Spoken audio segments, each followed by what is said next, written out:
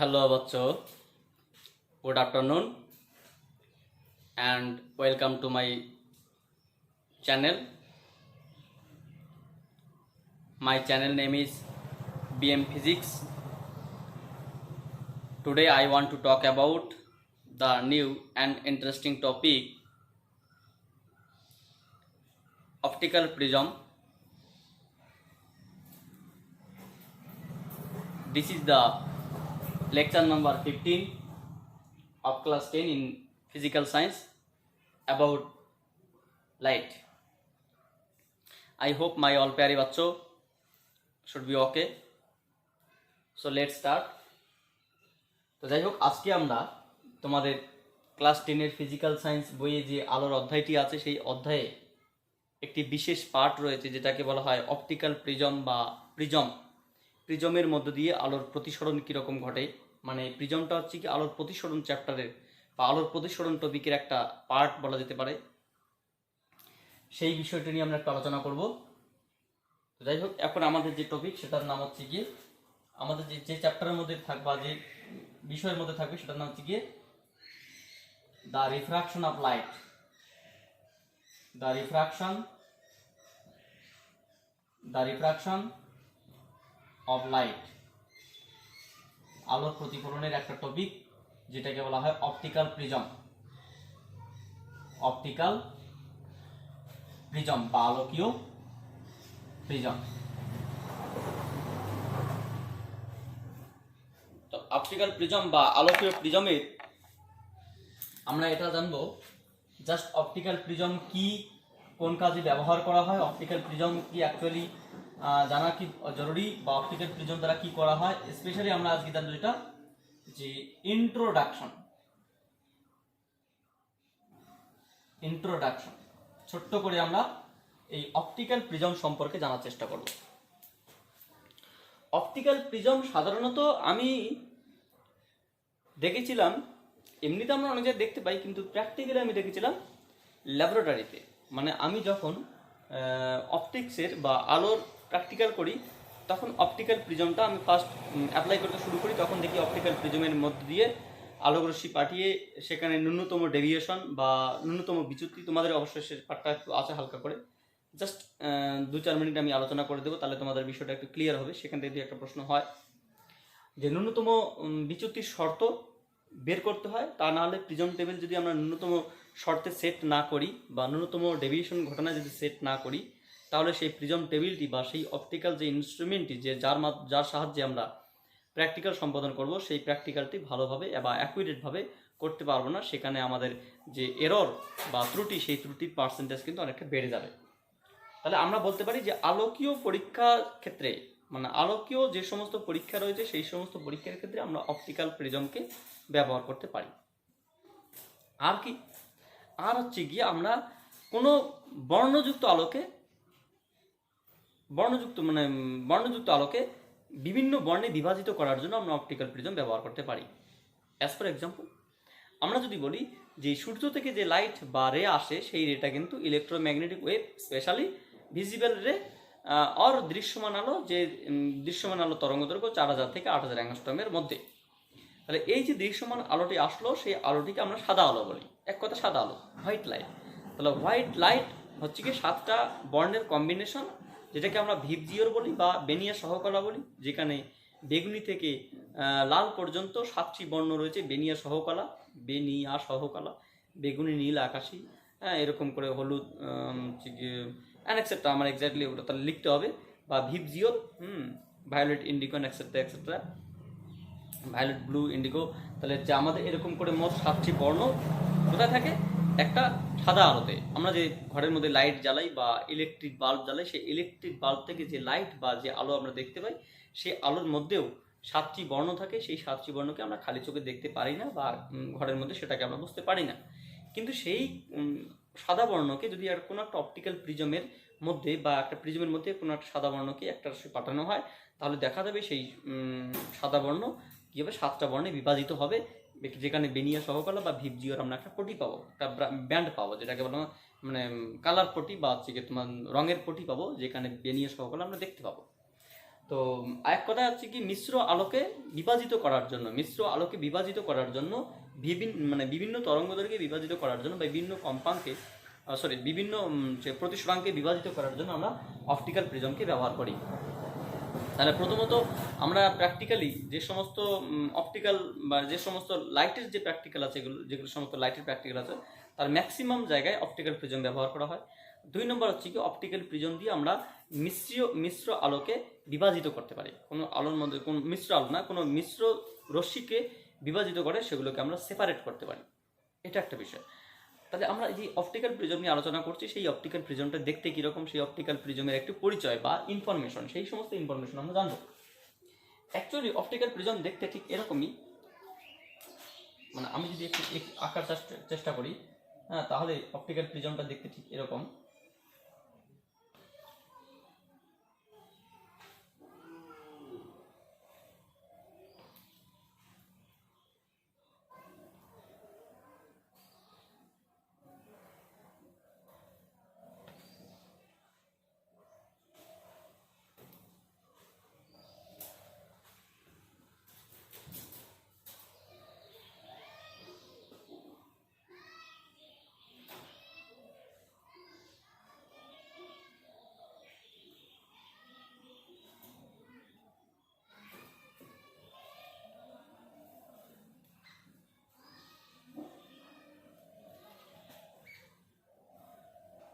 এরকম একটা optical prism, বা এটা কিন্তু আরো একটু স্প্রেড করে দেই, ঠিক আছে। এটা একটা অপটিক্যাল প্রিজম, আমি বলছি সবটাই বলছি, অসুবিধা নেই, একটু ওয়েট করো। এটার নাম সাপোজ আমরা দিলাম A B C D E F, আমি জানি না কিভাবে দিলাম, ঠিক আছে। এটা একটা অপটিক্যাল প্রিজম। দেখতে অ্যাকচুয়ালি কিরকম বলো তো, দেখতে অ্যাকচুয়ালি আমি যেটা এঁকেছি সেটা সাহায্যে তোমরা বুঝতে পারছো না হয়তো। এখানে দুটি তল আছে, দেখবে এ বি ডি ই একটা তল, আর একটি তল হচ্ছে তোমার এ সি এফ ই একটা তল। তার মানে এই যে তল একটা আছে, এই যে তলটা, এটা একটা তল,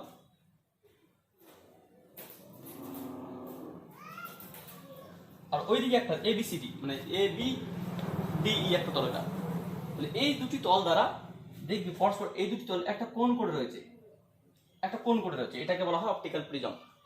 মানে আমি তোমাকে বললাম, ধরো আমার হাতটি একটা তল, তুমি এবিসিডি ভাবো, ইএফজিএইচ, তুমি এটাকে বললাম আমরা হচ্ছে কি এবিসিডি, এবিসিডি আমরা এরকমটা বলি, নামটা যদি এরকম দিই যে এ বি সি ডি, ও তাও তো হবে না, বাদ দাও, ওরকমটা হবে না, A B C D E F হবে না, কারণ হচ্ছে কি এ তো কম্বাইন্ড হিসেবে থাকবেই। তো যাই হোক, আমরা যদি বলি দুটি তল, একটা তল হচ্ছে তোমার এটা একটা তল, এটা একটা তল, তাহলে এই দুটি তল যদি পরস্পর এরকম কোণ করে থাকে, মানে এর একটা ভূমি থাকবে, তাহলে এইরকম কোণ করে থাকে, তাহলে এই যে একটা সিস্টেম, এই সিস্টেমটার নাম হচ্ছে অপটিক্যাল প্রিজম। মানে এই যে দুটি তল, এটা একটা তল, এই একটা তল, আর ওই বাক্সের একটা তল, মানে এই বাহুটাকে কেন্দ্র করে এই যে তল, এই যে বাহুটা এবিসিডি একটা, এটা হচ্ছে ধরো যে তোমার হচ্ছে কি বাঁ হাতটা হচ্ছে এবিসিডি আর ডান হাতটা হচ্ছে তোমার এসিএফই। তাহলে এসিএফই আর এবিসিডি আর এসিএফই কে যদি আমরা এইভাবে জাংশন করে দিই একটা অ্যাঙ্গেল করে, তাহলে এটার নাম হচ্ছে তোমার একটা অপটিক্যাল প্রিজম। যে অপটিক্যাল প্রিজমে এখানে একটা কোণ আছে, সেই কোণটাকে আমরা কোনটা বলছি বলতো, সেই কোণটাকে আমরা বলছি, এই কোণটার নাম হচ্ছে সেই কোণটা, এই কোণটা বা এই কোণটা, এটাকে বলা হয় প্রিজম অ্যাঙ্গেল বা প্রিজমের কোণ, ঠিক আছে। এবং এখানে দেখবে একটা চতুর্ভুজ আছে, এখানে একটা যে বিসি এফ ডি, বিসিএফডি, এটা একটা চতুর্ভুজ। নিচে যেটা বাহুটা আছে আমরা দেখতে পাচ্ছি একটাই লাইন, হয়তো এটা একটা লাইন বলছি, কিন্তু এটা একটা চতুর্ভুজ। কেন? কারণ এটা একটা চতুর্ভুজ এই কারণেই যে এটা একটা তল, এটা একটা তল এইভাবে রয়েছে, তাহলে এখানে যেটা শেষ করলো, কারণ এখানে একটা পয়েন্ট, সেই পয়েন্টে এখানে একটা পয়েন্ট, এখানে একটা পয়েন্ট, এখানে একটা পয়েন্ট, এখানে, কারণ এই যে তলটার দুটো পয়েন্ট নিচের দিকে রয়েছে, এই তল দুটো পয়েন্ট নিচের দিকে রয়েছে, তাহলে এই পয়েন্টের সঙ্গে এই পয়েন্ট এবং এই পয়েন্টের সঙ্গে এই পয়েন্ট, অর্থাৎ এটা একটা চতুর্ভুজের একটা বাহু, এটা একটা বাহু, চতুর্ভুজ তোমার এ থেকে তোমার বি থেকে ডি পর্যন্ত একটা বাহু, আর সি থেকে এফ পর্যন্ত একটা বাহু, তাহলে নিচে এরকম মোট 4টে বাহু বা একটা চতুর্ভুজ আছে, ঠিক আছে, ওটা বলা ভূমি। তাহলে তল কটা আছে? তল একটা প্রিজমের মধ্যে মোট 5টি তল থাকে। তাহলে এটা একটা তল, ওটা একটা তল, নিচে ভূমিতে একটা তল, এটা একটা তল, এবং এবিসি একটা তল, একটা ডিইএফ এটা একটা ত্রিভুজটি একটা তল। তাহলে মোট তল কটা আছে? একটা প্রিজমের মধ্যে মোট তল থাকে 5টি। সেগুলো কি কি? সেগুলো হচ্ছে তোমার, একটা হচ্ছে তো আমরা বলতে পারি প্রথমত এবিসি, এবি ডিই, ABDE। একটা হচ্ছে কি আমরা বলতে পারি এটা চতুর্ভুজ, একটা তল চতুর্ভুজ, একটা তল কি ACFE, একটা তল ACFE। আচ্ছা, আর একটা তল কি? এটা একটা চতুর্ভুজের এইরকম ভাবে রয়েছে। তাহলে এটা একটা বাহু, ওটা একটা বাহু। তাহলে এই সি বাহুটি তোমার হচ্ছে ই পর্যন্ত, এ পর্যন্ত গিয়ে তাহলে আমরা বলতে পারি কি? আমরা বলতে পারি যে CF ডিবি, বা এটা একটা তল, যেটাকে আমরা চতুর্ভুজ বলতে পারি। একটা তল কি আছে? ত্রিভুজ, কি আছে? ABC। আর একটা তল কি আছে? DEF, এটা একটা তল। তাহলে মোট 6টি তল, 5টি তল, তার মধ্যে 2টি ত্রিভুজ, 3টি চতুর্ভুজ, 2টি ত্রিভুজ আর 3টি চতুর্ভুজ। আচ্ছা, এই তলগুলোকে আমরা কোনটাকে আমরা কি কি বলবো? ঠিক আছে। আচ্ছা, এই তলগুলো কতগুলো নাম আছে। প্রথমত আমরা সাপোজ এই তলটাকে আমরা বললাম তল নম্বর 1, এটা 2, 3, 4, 5। তাহলে এটার নাম হচ্ছে তোমার 4 নম্বর তল, এটা তোমার 5 নম্বর তল, এই ভূমিটা হচ্ছে তোমার 3 নম্বর তল, ওই পাশের তলটা হচ্ছে তোমার হচ্ছে গিয়ে 1 নম্বর তল, আর এই পাশের তলটা হচ্ছে তোমার হচ্ছে গিয়ে 2 নম্বর তল। তাহলে ওই পাশেটা ABDE তল নম্বর 1, ACFE তল নম্বর 2, তোমার হচ্ছে গিয়ে এই যে নিচে তল 3, 4, 5, 5টি তল। এই যে ত্রিভুজ দুটি, এটাকে বলা হয় পার্শ্বতল। ঠিক আছে, পার্শ্বতল না, সরি, এটাকে আমরা ঘষা অংশ বলি। এটা আমরা নিচেরটা বলছি তল নম্বর 3, যেটা ভূমি, এটাকে আমরা বলি ভূমি। যে ত্রিভুজ 3 নম্বর যেটা আছে CFDB, এটাকে বলা হয় প্রিজমের ভূমি। আর তল নম্বর 4 এবং 5, তল নম্বর হচ্ছে 4 ABC, এবং তল নম্বর 5 DEF, এটা ত্রিভুজ। এদের কি বলা হয়? এটা তোমার হচ্ছে কি, এটাও ঘষা অংশ। ঠিক আছে, এটা ঘষা অংশ, এটাকে বলা হয় ঘষা তল, ঘষা অংশ।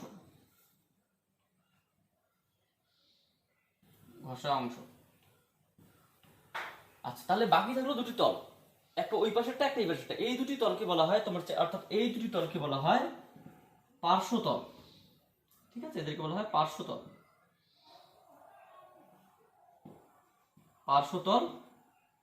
বা এদেরকে বলা হয় প্রতিসারক তল।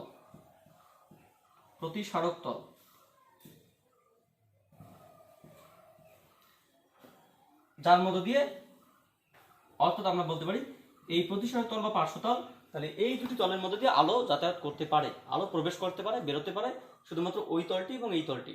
ওদেরকে বলা মানে তোমার হচ্ছে প্রতিসারক তল। ঠিক আছে, সব থেকে ভালো বলতে গেলে প্রতিসারক তল। তাহলে এই প্রতিসারক তল কোনটা? একটা ABDE, আর একটা হচ্ছে তোমার ACFE, এই 2টি তলকে বলা হয় প্রতিসারক তল। বাকি যে 3টি তল আছে এদেরকে আমরা পার্শ্বতল বলতে পারি, বা ঘষা অংশ বলতে পারি, বা ভূমি বলতে পারি। এই 3টি তলের মধ্যে দিয়ে কোনো কিন্তু আলো প্রবেশ বা নির্গমন ঘটে না। অর্থাৎ প্রিজমের কার্যকারিতার দিক থেকে এই 3টি তলের কোনো ভূমিকা নেই। অর্থাৎ প্রিজমের কার্যকারিতার দিক থেকে এই 3টি তলের কোনো ভূমিকা নেই। জাস্ট এটাকে বলা হয় ভূমি, এদেরকে বলা হয় তোমার ঘষা অংশ, কোনো আলো বেরোয় না বা প্রবেশ করে না। হ্যাঁ, আর এই 2টি তলকে বলা হয় পার্শ্বতল বা প্রতিসারক তল। এই প্রতিসারক তল দুটোরই মেইন কাজ। তাহলে এবার আমরা কি দেখব? তাহলে প্রথমত আমরা জানলাম প্রতিসারক তল কাদের বলে।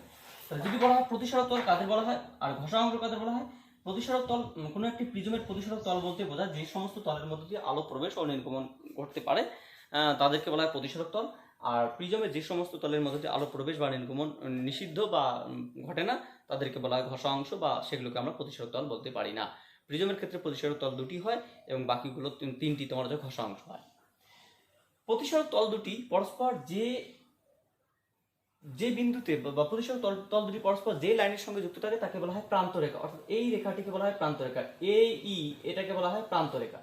তাহলে প্রতিসারক তল গেল। প্রথম আমরা কি বলতে পারি যে একটা আছে প্রতিসারক তল। প্রতিসারক তল কারা? প্রতিসরক তল হচ্ছে তোমার হচ্ছে কি একটা ABDE, আর একটা কি, আর একটা হচ্ছে তোমার ACFE। আর প্রান্ত রেখা কাকে বলা হয়? প্রান্ত রেখা, প্রান্ত রেখা, প্রান্ত রেখা আমরা বলবো AE কে প্রান্ত রেখা বলা। তাহলে প্রান্ত রেখার সংজ্ঞা আমরা কি বলবো? যে কোনো প্রিজমের প্রতিসরক তল দুটি বা তল দ্বয় যে লাইনের সঙ্গে যুক্ত হয় সেই লাইন কি বলা হয়? প্রান্ত রেখা। তার মানে কি, এখানে একটা প্রিজমের এটা একটা লাইন আছে, এটা একটা লাইন আছে, তাহলে এই লাইন দুটো যেখানে যুক্ত হয় সেই লাইনটাকে বলা প্রান্ত রেখা। অর্থাৎ দুটি প্রতিসরক তল, এটা একটা প্রতিসরক তল, এটা একটা প্রতিসরক তল, যে লাইনে যুক্ত হয় এই লাইনটিকে বলা হয় প্রান্ত রেখা। অর্থাৎ এই লাইনটাকে কি বলছি আমরা এখানে? AE। তাহলে AE কে বলা হয় প্রান্ত রেখা। তাহলে তো প্রতিসরক তল দুটি যে রেখার সঙ্গে যুক্ত হয় তাকে বলা হয় প্রান্ত রেখা। আচ্ছা, তারপরে আমরা কি বলতে পারি এখানে? এখানে আমরা বলতে পারি প্রিজম কোণ বা প্রিজম অ্যাঙ্গেল, মানে প্রতিসরক কোণ, এটাকে বলা হয় প্রিজম কোণ বলা হয়, প্রিজম কোণ, কোণ, বা এটাকে বলা হয় প্রতিসরক কোণ, প্রতিসরক কোণ, এটাকে প্রিজম অ্যাঙ্গেল যেটাকে বলা হয়। আচ্ছা, প্রিজম অ্যাঙ্গেল কোনটাকে বলা হয়? যে অ্যাঙ্গেল BAC অথবা এবং অ্যাঙ্গেল DEF এদেরকে বলা হয় প্রিজম অ্যাঙ্গেল। এই দুটি কোণ সমান। এখানে prism angle BAC is equal to prism angle DEF। কারণ দুটি সমান্তরাল তল, এটা একটা তল, ওটা একটা তল, যে একই রকম দুটি ত্রিভুজ উৎপন্ন করেছে, তাহলে এই কোণটি এবং এই কোণটি সমান কোণ। তাহলে আমরা কি বলবো? যেটাকে বলা হয় প্রিজম কোণ বা প্রিজম অ্যাঙ্গেল। সেটাকে আমরা এখন যাই বলি না কেন, এটাকে পরবর্তীতে আমরা A দিয়ে প্রকাশ করবো। ঠিক আছে, কোনো একটা প্রিজমের ছেদ, কারণ ছেদ না জানা পর্যন্ত এটাকে আমরা এখন বলতে পারছি না। তো এটাকে বলা হয় প্রিজম কোণ বা প্রিজম প্রতিসরক কোণ বা প্রিজম কোণ। এরপর আমরা একটা জিনিস দেখবো যেটাকে বলা হয় প্রধান ছেদ। ঠিক আছে, প্রধান ছেদ সেটা হচ্ছে তোমার খুবই ইম্পর্টেন্ট বিষয়, কারণ জানতে হবে। প্রধান ছেদ না জানলে আমাদের হচ্ছে গিয়ে এর পরবর্তী যে লেকচারটা আসবে, মানে 16তম লেকচার, সেই 16তম লেকচারে যে আমরা মেইন আলোচনাটা করবো, সেই আলোচনায় কিন্তু খুব একটা আমরা পারফরমেন্স করতে পারবো না, কারণ প্রধান ছেদের ব্যাপারটা আমাদের ভালো করে জানতে হবে। Principal section, principal